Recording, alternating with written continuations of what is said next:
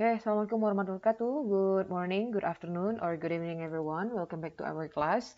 So for today, I would like to explain to you a material about TOEIC that actually come to the examination mostly. Ya, jadi ini ada materi grammar khusus untuk TOEIC yang sering kali muncul gitu ya di dalam soal tes TOEIC, yaitu adalah past simple. Ya, or maybe some of you just mention it as simple past, ya, atau lebih sering juga disebut dengan simple past, ya, simple past tense, ya, lengkapnya biasanya disebut sebagai simple past tense. Nah, simple past tense ini adalah salah satu tenses, gitu ya, yang paling sering dipakai di dalam suatu kalimat. Nah, gunanya untuk apa? Sebenarnya sederhana saja kalau dari mau belajar tentang tenses dalam bahasa Inggris gitu ya. Dari kata past tense ini tadi. Kita ambil saja dari kata past. Ya, kalau past itu apa? Kalau misalnya kita main game gitu ya, past, udah deh past itu. Artinya lewat. Ya, artinya ketika sudah lewat itu sudah terjadi, lalu gitu ya, atau sudah terjadi. Jadi ketika kalian mau menyatakan suatu kalimat yang sudah terjadi, ya, yang sudah lewat di masa lalu, maka kita akan menggunakan tenses past tense ini atau past simple ini.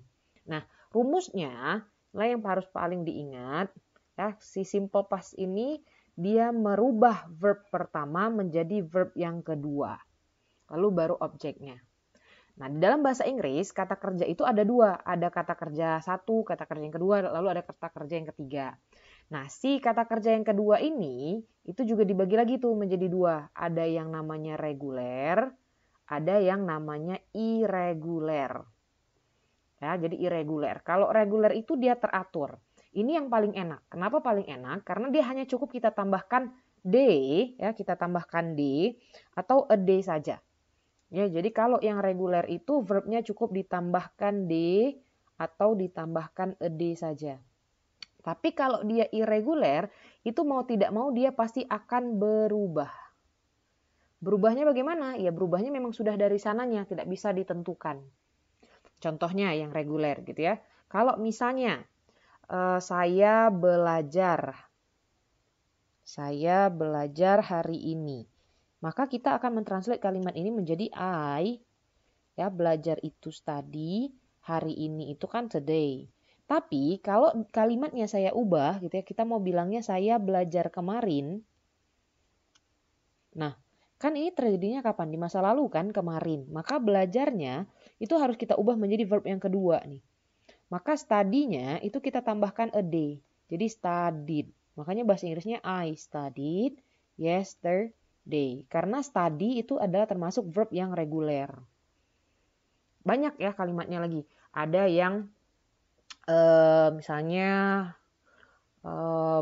mereka bermain bola hari ini. So we say they bermainnya play ball, football atau ball gitu sama aja football today.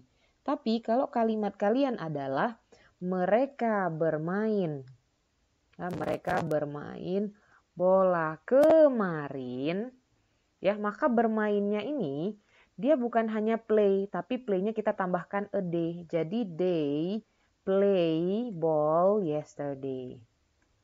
Ya, jadi ingat kalau menemukan kata yesterday gitu ya, kemarin, terus ada last, bla bla bla, bisa last year, last month, ya, itu lalu artinya, atau titik-titik ago.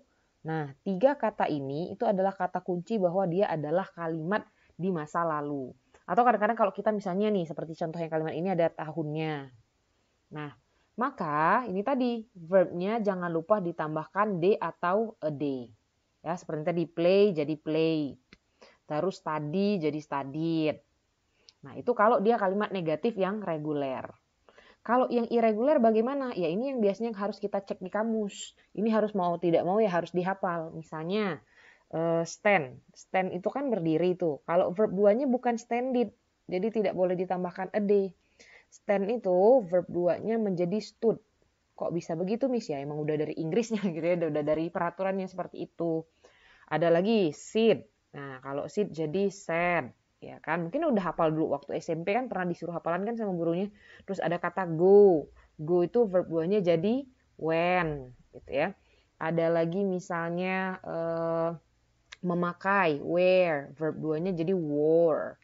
Ya, jadi dia ada perubahan yang irregular. Tapi rata-rata memang semua kalimatnya itu yang reguler, yang cukup hanya ditambah d atau ed ini saja. Nah, ini tadi baru kalimat positif ya. Nah, sekarang bagaimana contoh kalimat yang negatif? Oke, saya buat contoh kalimat negatif, ini saya hapus dulu. Kalau negatifnya, itu beda lagi tuh peraturannya. Negatifnya kita tambahkan D, kita tambahkan D-nya itu, tapi menjadi did. Nah, ya, ini yang itu kalimat positifnya, saya pindah ke sini deh.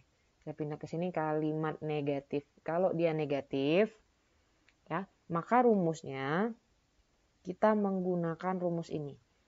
Subjek, pakaikan did. Lalu pakaikan not, atau kadang-kadang did not ini disingkat menjadi didn't.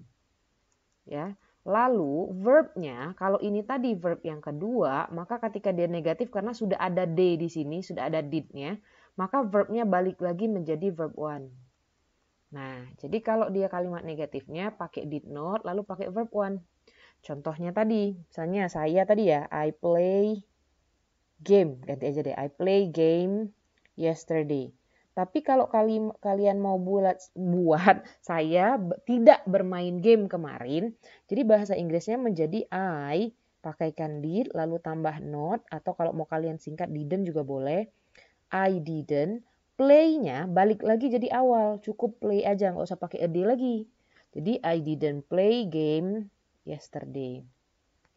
Jadi diingatkan nanti kalau misalnya ada soal pilihan ganda, kalau sudah ketemu did, jangan lagi ambil pilihan ganda yang ada ed-nya.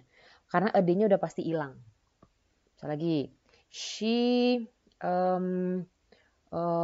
studied English, gitu ya. Dia belajar bahasa Inggris last month, bulan lalu. Nah, tapi kalau misalnya mau bilang dia tidak belajar bahasa Inggris bulan lalu, maka kita bilangnya she didn't atau did not. Study-nya balik lagi nih jadi study, ya, study English last month. Nah, seperti itu kalau dia kalimatnya negatif. Now, how about if it is interrogative? Kalau kalimatnya interrogatif, maka did-nya pindahkan saja ke depan.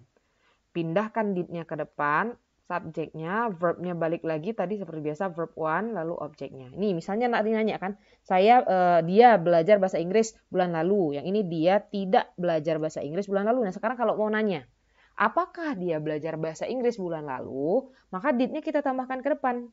Gitu ya, pindahkan did-nya ke depan. Lalu subjeknya she, study-nya iya, cukup study, jangan tambahin ed lagi ya. She study English, yes, last month. Seperti itu, ya. So this is what you have to remember in past tense. Jadi itu rumus yang harus diingat di past tense itu ya. Ada 3 rumusnya itu, bahwa kalau verb yang pertama nih, ya pakai verb yang kedua, tapi kalau kalimatnya negatif ada not-nya dipakai did, lalu verbnya balik lagi verb one. Kalau mau bertanya, did-nya pindahin ke depan, lalu balik lagi ke verb yang pertama ya. Nah, sekarang ini latihan yang harus kalian kerjakan nomor 1 sampai 6. Tadi udah muncul sedikit ya jawaban yang nomor 1. Ini semuanya katanya past tense. Semua kalimat ini adalah kalimat past tense yang harus kita lengkapin. Nah, ini udah tahu kan verbnya. Verb return, maka verb yang keduanya menjadi returned, ya, ditambahin a day. Nah, bagaimana nomor 2, nomor 3? Nah, nomor 4 ini ada negatifnya nih. Nah, not-nya harusnya diubah jadi apa? Lalu, nah ini bertanya nih.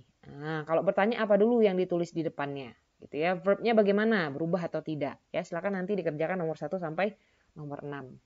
Oke? Well, I think that's all what I would like to explain to you about past tense. Thank you very much. So, see you next meeting, everyone. I end the class with Wassalamualaikum warahmatullahi wabarakatuh.